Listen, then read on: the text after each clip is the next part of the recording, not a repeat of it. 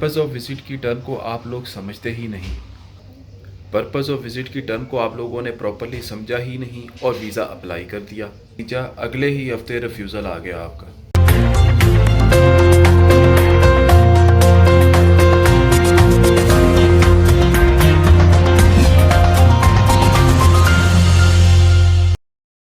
बिस्मिल्लाहिर्रहमानिर्रहीम, अस्सलाम वालेकुम। व्यूअर्स, जब लोग कनाडा का वीज़ा अप्लाई करते हैं तो वो उन्हें इस बात का अंदाज़ा नहीं होता कि पर्पज़ ऑफ विज़िट का जो सेक्शन होता है वो कितना इम्पोर्टेंट होता है। आप लोग इस पर तवज्जो नहीं देते और 80% जो कनाडा के जो रिफ्यूज़ल हैं, आपका पर्पज़ ऑफ विज़िट आपने जस्टिफ़ाई नहीं किया तो हम आपकी वीज़ा एप्लीकेशन को रिफ्यूज़ कर रहे हैं। आज की वीडियो में नाज़रीन मैं आपको बताऊंगा कि पर्पज़ ऑफ विज़िट की डेफिनेशन क्या है, पर्पज़ ऑफ विज़िट कौन कौन से होते हैं, आपको किस पर्पज़ ऑफ विज़िट की कैटेगरी में कनाडा का वीज़ा अप्लाई करना चाहिए, और अगर आपका पर्पज़ ऑफ विज़िट कोई डिफ़ाइन नहीं कर पा रहे आप या इस्टेब्लिश नहीं हो पा रहा कनाडा के वीज़ा के लिए, कनाडा वीज़ा एप्लीकेशन के लिए, तो फिर आपके पास कौन सी ऑप्शन बच जाती है कि आप कनाडा का वीज़ा प्रॉपरली अप्लाई कर सकें और उसमें आपको यकीनी कामयाबी मिले।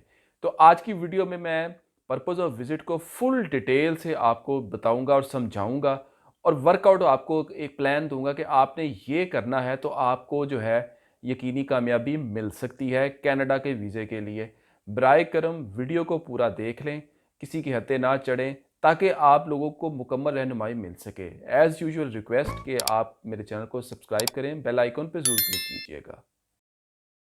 अगर आप कनाडा टूरिज़्म के लिए जाना चाहते हैं, वीज़ा अप्लाई करना चाहते हैं, तो आपने एक बात ज़हन में रखनी है कि ट्रैवल हिस्ट्री का होना आपके लिए बहुत ज़रूरी है, नंबर 1। नंबर 2, ट्रैवल हिस्ट्री के साथ साथ आपकी एक स्ट्रॉन्ग डिज़ायर और इंटेंशन भी होनी चाहिए कि आपने कनाडा विज़िट के लिए जाना चाहते हैं। आप अपनी स्ट्रॉन्ग डिज़ायर कैसे शो कर सकते हैं अपनी एप्लीकेशन में?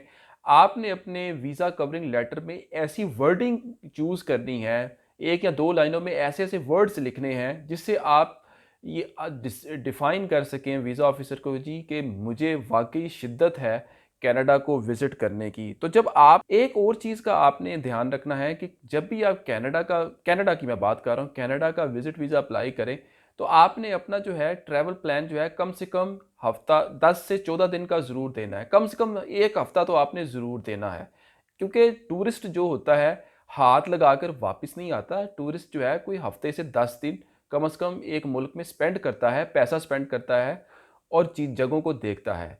और इसके साथ साथ आप ये भी देखें कि जो आपकी जो प्रीवियस अगर ट्रैवल हिस्ट्री जो है, उस वो जो प्रीवियस ट्रैवल हिस्ट्री आपकी है, वो भी कम से कम आपने एक कंट्री को 1 हफ्ते से 10 दिन के लिए ज़रूर विज़िट किया होना चाहिए, अगर आप कनाडा का विज़िट वीज़ा अप्लाई करना चाहते हैं।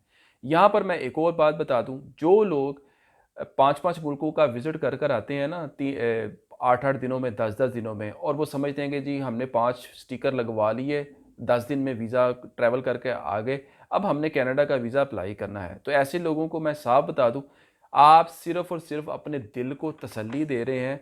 कनाडा का वीज़ा में आपको कोई पॉज़िटिव इम्पैक्ट नहीं आएगा, ये बात को ना एक नोट डाउन कर लें।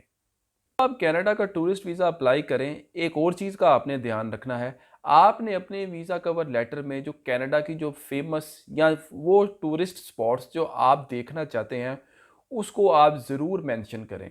और आपने अपने वीज़ा कवर लेटर में एक या आधी लाइन में ये ज़रूर इस तरह की वर्डिंग का इस्तेमाल करके ये बताना है कि जी मैं ये कनाडा में ये वाली जगह देखना चाहता हूँ, इसलिए देखना चाहता हूँ कि मुझे ये चीज़ जो है एडमायर कर रही है। तो यकीन करें, अगर आप इस तरह की एक आधी लाइन लिखते हैं ना, तो वीज़ा ऑफिसर जो होता है ना, उसके ज़हन में ये बात बैठती है, यार ये वाकई एक जेन्युइन टूरिस्ट है, ये विज़िट करना चाह रहा है। अब अगर आपके पास लेट्स से फॉर एग्जांपल कोई ट्रैवल हिस्ट्री किसी अच्छे कंट्री की नहीं है, आपके पास बैंक स्टेटमेंट भी नहीं है, आपके पास इनकम टैक्स रिटर्न भी नहीं है, आपके पास कोई प्रॉपरली कारोबार नहीं है, कोई जॉब भी नहीं करते, और आप कनाडा जाना चाहते हैं, तो मैं यहाँ पर दोबारा बड़ा वाज़िया क्लियर कर दूँ, आप अपना वक़्त का ज़िया कर रहे हैं, कनाडा का वीज़ा नहीं लगना। लेकिन अब ऐसे लोग जिनके पास कुछ भी नहीं है, जिस तरह बैंक स्टेटमेंट नहीं है, ट्रैवल हिस्ट्री नहीं है, वो भी कनाडा जाना चाह रहे हैं, तो उनके लिए मेरे पास एक सॉल्यूशन है। मैं वीडियो के आपको आखिर आखिर वाले पार्ट में बताऊँगा। पहले मैं ये टॉपिक जो है अपनी वीडियो का ये कवर कर लूँ, तो आप वीडियो को पूरा देखें। ये पर्पस ऑफ विज़िट जो है ये काफ़ी चैलेंजिंग है और ये इस बेस पर कनाडा का वीज़ा मिलना कोई इतना आसान नहीं है।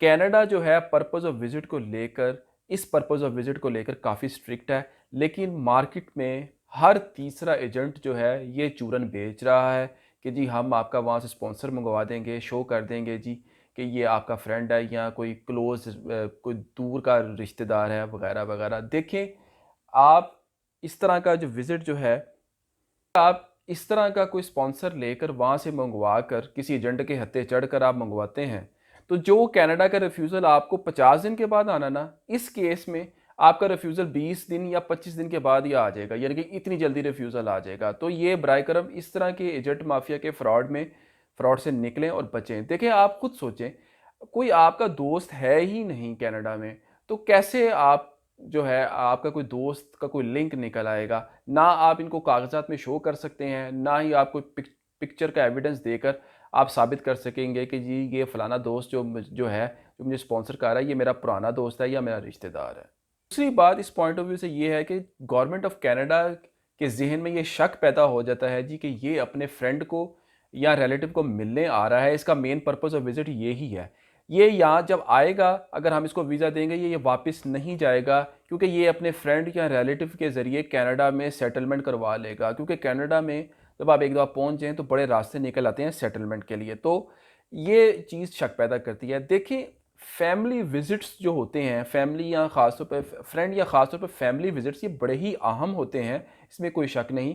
और गवर्नमेंट ऑफ कनाडा इन पर तवज्जो देती है, जो जिनकी जेन्युइन इंटेंशन होती है। अब इसकी मिसाल ऐसे है, अगर एक माँ जो है अपने बेटे को मिलने कनाडा जा रही है, तो ये बड़ा ही जेन्युइन इंटेंशन है। इसी तरह अगर एक फ़ादर जो है अपने बेटे या बेटी को मिलने जा रहा है, या किसी अपनी ओवर 50 है, वो अपने किसी रिलेटिव को मिलने जा रहा है, तो ये पर्पस ऑफ विज़िट जो है टू मीट अ रिलेटिव और फ्रेंड, ये बड़ा स्ट्रॉन्ग है। लेकिन एक यंगस्टर जो है हार्डली 25 या 30 साल का है, और वो किसी अपने दोस्त को मिलने जा रहा है या किसी एक दूर के रिलेटिव को मिलने जा रहा है, तो ये पर्पस ऑफ विज़िट इस उसके लिए स्ट्रॉन्ग नहीं होगा।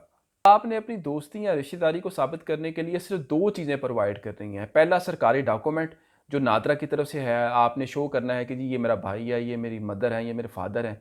एक तो आप ये शो कर सकते हैं, और दूसरा जो आपने एविडेंस आप जो दे सकते हैं रिश्तेदारी या दोस्ती को प्रूव करने के लिए, वो है पिक्टोरल एविडेंस, कि आपके पास कोई पुरानी तस्वीर है कि लास्ट टाइम वो आए थे, आपका कोई दोस्त आया था कनाडा से मिलने आपको इंडिया में, पाकिस्तान में, तो उसके साथ आपकी तस्वीर, इसी तरह कोई 5-10 साल या 20 साल पुरानी कोई तस्वीर हो, तो वो आप पिक्टोरल जो है, पिक्चर एविडेंस जो है वो दे सकते हैं। और यही 2 एविडेंस हैं, इसके अलावा कोई और एविडेंस जो है ना एक्सेप्टेबल नहीं होगा। आपका कोई रिश्तेदार या कोई दोस्त या कोई फैमिली में कोई बीमार है और वो आपको वक्ती तौर पर जो है बुलाना चाह रहा है पर्सनल केयर केयर के लिए, तो ये एक काफ़ी स्ट्रॉन्ग एविडेंस है, क्योंकि इसमें 2 चीज़ें आ जाती हैं। नंबर 1, एक मेडिकल रीज़न इन्वॉल्व हो जाती है, और दूसरा जो है ह्यूमैनिटेरियन ह्यूमन राइट्स का जो फैक्टर है वो बहुत ज़्यादा इसमें इन्वॉल्व होता है। तो इस चीज़ में जो है आपका वीज़ा लगने का चांस जो है काफ़ी बढ़ जाता है, क्योंकि कनाडा जो है ह्यूमन राइट्स के जो फैक्टर होते हैं उनको बहुत तरजीह देता है। तो जो आपको इस पॉइंट ऑफ व्यू से स्पॉन्सर कर रहा है, वो जो आपको मेडिकल जो रिपोर्ट देगा, जो हॉस्पिटल की तरफ से आएगी, आपको मिलेगी, यकीन मानिए वो एक बहुत ही स्ट्रॉन्ग एविडेंस होगा आपका यहाँ से वीज़ा अप्लाई करने के लिए। लेकिन यहाँ पर आपने एक चीज़ का लाज़मी ध्यान रखना है कि जब भी आप इस पर्पज़ ऑफ विज़िट को अप्लाई करें, तो आपने ये देखना है कि अगर आप 4 वीक्स के लिए जा रहे हैं, तो आप अगर आपने वीज़ा फॉर्म में 4 वीक्स का विज़िट लिखा है, तो मेक श्योर करें आप 4 वीक्स में ही वापस आ जाएँ, 4 वीक्स या 4 वीक्स के अंदर। अगर आपने 8 वीक लिखा है, तो 8 वीक में वापस आएँ, इसी तरह 10 लिखा है, 12 लिखे हैं, वगैरह, वगैरह। लेकिन अगर आप लिखते 4 वीक्स का हैं और आप आते 8 वीक्स के बाद हैं, 10 वीक्स के बाद आते हैं, तो यहाँ पर मैं आपको एक बहुत बड़ी बात बताने जा रहा हूँ। अगली दफ़ा जब आप वीज़ा अप्लाई करने जाएँगे ना, ख़ास तौर पर कनाडा का, आपको वीज़ा नहीं मिलना। ये आज मेरी बात लिख लीजिएगा। ये गलती आपने बिल्कुल नहीं करनी, और क्योंकि ये बात जो है मैं आपको अपने पर्सनल एक्सपीरियंसेस से बता रहा हूँ। कई लोगों ने ऐसा किया, लिखा मेडिकल असिस्टेंस किसी को रिक्वायर्ड थी अपने किसी फैमिली फ्रेंड में, लिखा 4 हफ़्ते, आए 12 हफ़्ते के बाद, अगली दफ़ा उन्होंने डिसेप्शन आप पर लगाई जब आप उन्होंने वीज़ा अप्लाई किया। तो ये जो एक हरकत है ये आप लोगों ने नहीं करनी। पर्पज़ ऑफ विज़िट है, ये आपका तभी वैलिड होगा जब आप अपने काम से रिलेटेड एक्सपो या कॉन्फ्रेंस को अटेंड करने जाएँगे। अगर अपने काम से रिलेटेड आपकी एक्सपो नहीं है, तो यकीन मानें कोई फ़ायदा नहीं है, वीज़ा नहीं लगना। ये जो ऑनलाइन इन्विटेशन जो बिक रहे होते हैं ना चंद सौ डॉलर्स में कनाडा के लिए, इनका कोई फ़ायदा नहीं है, ये आपके पैसे ज़ाया हो जाते हैं, वीज़ा नहीं लगता। कॉन्फ्रेंस वीज़ा या एक्सपो वीज़ा उसी पर्सन का लगेगा जो प्रॉपरली बिज़नेस कर रहा है और अच्छे लेवल पर कर रहा है और अपनी फ़ील्ड से रिलेटेड कॉन्फ्रेंस या एक्सपो में जा रहा है, तो यकीन मानिए आपका वीज़ा जो है ना तकरीबन गारंटीड हो जाता है एक्सपो या कॉन्फ्रेंस का। तो लेकिन जो चीज़ें अगर आपने फ़र्ज़ी बनाई हुई हैं ना, कोई आप पिछले साल 2 साल से किसी क कंपनी के साथ अटैच हो गए हैं, कोई उनकी ईमेल्स आ रही हैं आपको, जर्नल्स आ रहे हैं, तो इससे ना ये फ़र्ज़ी काम करने का कोई फ़ायदा नहीं है, ये दिल को तसल्ली देने वाली बात है। वीज़ा कॉन्फ्रेंस का उसी का लगेगा जो प्रॉपर बिजनेसमैन है, जो प्रॉपर बिज़नेस कर रहा है, काफ़ी अरसे से कर रहा है और उसकी प्रीवियसली अगर ट्रैवल हिस्ट्री है कॉन्फ्रेंस वीज़ा के पॉइंट ऑफ व्यू से तो उसका ज़रूर लगेगा। अब कुछ लोग ऐसे भी हैं जो जॉब करते हैं बड़े अच्छे लेवल पर, लाइक फार्मास्यूटिकल कंपनीज़ में जो हैं एग्ज़ीक्यूटिव्स जो होते हैं, वो जाते हैं और फार्मा कंपनीज़ की एक्सपोज़ लगती रहती हैं स्वीडन में, नॉर्वे, डेनमार्क वगैरह-वगैरह, यूके में। तो ऐसे लोग जो जॉब कर रहे होते हैं ना, जो एक अच्छे लेवल पर फार्मासिस्ट वगैरह जो होते हैं या इससे रिलेटेड कोई भी कंपनी के जो होते हैं, वो उनको वीज़ा लगता है। क्यों वीज़ा लगता है उनका? जॉब कर रहे हैं, वीज़ा लग रहा है। इसलिए कि वो अपनी कंपनीज़ में इधर ही एग्ज़ीक्यूटिव्स हैं। उनकी 2-2 लाख, ढाई-ढाई लाख रुपए इधर ही तनख्वाह है। उनको गाड़ियाँ दी हुई हैं कंपनी ने, पेट्रोल देते हैं। वो ढाई 3 लाख रुपए की एक बंदा जो सैलरी ले रहा है, जॉब कर रहा है, वो जब कॉन्फ्रेंस अटेंड करने जाएगा 3 दिन के लिए, 4 दिन के लिए, वो डेफ़िनेटली वापस आएगा। ये आप इस बात को समझने की कोशिश करें, जो फ़र्ज़ी तौर पर आप लोग जो बनाते हैं ना, इनका कोई फ़ायदा नहीं है, अपने दिल को तसल्ली देने वाली बात है। हज़ार बंदा फ़र्ज़ी एप्लीकेशन बनाकर वीज़ा कॉन्फ्रेंस अप्लाई करता है, 1000 में से अगर 1 या 2 का या 3 का अगर तुक्का लग जाता है, इसका मतलब ये नहीं है कि ये इस तरह की प्रैक्टिस आप लोग शुरू कर दें। तो ये ऐसा नहीं करना आपने। जिनके पास कुछ नहीं है, उनको सिर्फ़ एक काम करना चाहिए, वो एक ऐसा रिलायबल पर्सन फाइंड करें, जिस पर वो ट्रस्ट करते हों और वो उन पर ट्रस्ट करें। तो ऐसा बंदा जो है, वो उनको किसी कंपनी का कोई शेयरिंग ओनर जो है, डॉक्यूमेंट्स में शो कर दे, किसी कंपनी का या किसी भी इदारे का, तो आप इस तरह अपनी बैंक स्टेटमेंट और डॉक्यूमेंट्स को वो खुद ही आपकी वो मेंटेन करेगा। इसी तरह कोई अगर अगर बिज़नेस ओनर नहीं आपको आप शो हो सकते, तो आप किसी भी कंपनी में, एक रिप्यूटेबल कंपनी में अगर आपका कोई लिंक है, तल्लक है, तो आप एक एम्प्लॉयी शो हो जाएँ और आप सैलरी अपने अकाउंट में डलवाते रहें। इस चीज़ को चाहे एज़ ए बिज़नेसमैन या एज़ ए एम्प्लॉयी, आप 6 महीने से 1 साल इस चीज़ों को प्रिपेयर करें, सैलरीज़ को, बिज़नेस को, डॉक्यूमेंट्स को तैयार करें, आईटीआर को त प्रॉपर्ली रखें। तो आप इस तरह एक भरपूर एफ़र्ट से अगर आप वीज़ा अप्लाई करेंगे, तो आपका वीज़ा फिर लग सकता है। ये उन लोगों के लिए है, जिनके पास कोई डॉक्यूमेंट्स नहीं है। लेकिन देखें, यहाँ पर एक बात मैं आपको बता दूँ, ज़हन में रखिएगा, जो 2 नंबर काम भी जो होता है, मैं 2 नंबर काम के हक़ में नहीं हूँ। अगर आप कोई इल्लीगल काम भी अगर करते हैं, तो उसको भी एक प्रॉपर वे से करें।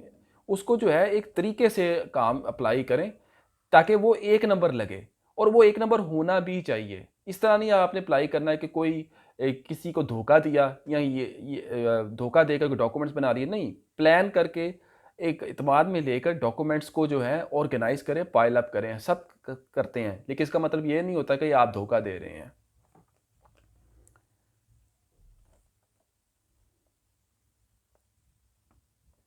अपनी विज़िट वीज़ा क एप्लीकेशन जो कनाडा की है उसको अच्छे तरीके से तैयार करें, खुद तैयार करें। अगर आपको लगे कि कोई इसमें वीक पॉइंट है या कोई चीज़ ऐसी है जो आपको समझ नहीं आ रही, किसी कंसल्टेंट से राब्ता कर लें, किसी से रहनुमाई ले लें। यकीन करें, चंद पैसे किसी कंसल्टेंट को या किसी लॉयर को दे देने से आप भारी नुकसान से अगर बच जाएँ, तो वो थोड़े पैसे 5-10 हज़ार रुपया खर्च करना वर्थ करता है, अगर जो चीज़ें आपको समझ ना आएँ।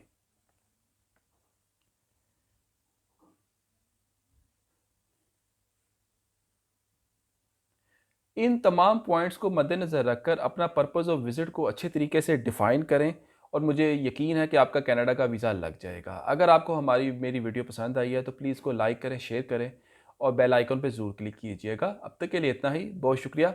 अल्लाह हाफ़िज़।